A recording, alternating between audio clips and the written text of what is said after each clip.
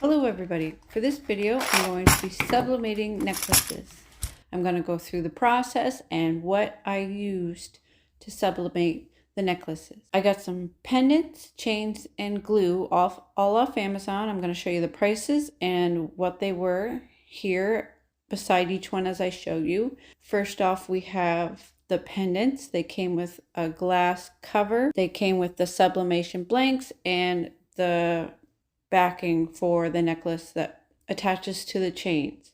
These pendants did not include the chains. I bought them separately. I got special jewelry glue, came in a pack of like 5 tubes, and then I got silver chains. It came in a pack of 50. So first thing I did was pick out the images I wanted on the necklaces, printed them out on sublimation paper with sublimation ink.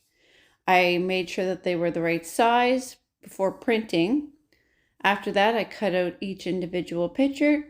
I got all of the pieces lined up ready to go. Now with sublimation blanks, you got to be careful and check because, for instance, in this case, the sublimation blanks came with a plastic covering on them.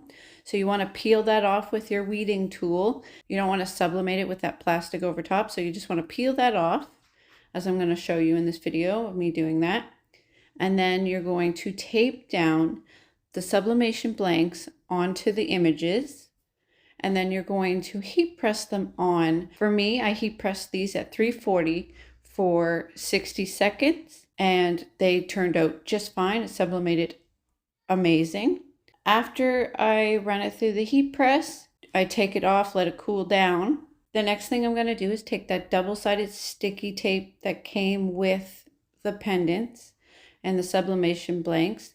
I'm going to peel off one side, attach it to the metal backing for the necklace, and then I'm going to peel off the other side and put on my sublimation blank onto it. So now that the sublimation blank is now on the necklace, or the backing for the necklace. Next thing I got to do is I've got to get the glue, and I've got to put a little bit of glue over top and just place that glass bubble on top of the image aligned, and you leave it for a day to dry. And once it's dried, you add the chain and you're left with a beautiful necklace that you've created and customized with whatever image you want.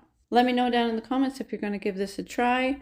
I'll put all of the links for all of the different things I used in this project in the description. If you enjoyed this video, hit that like button. If you're new to the channel, subscribe.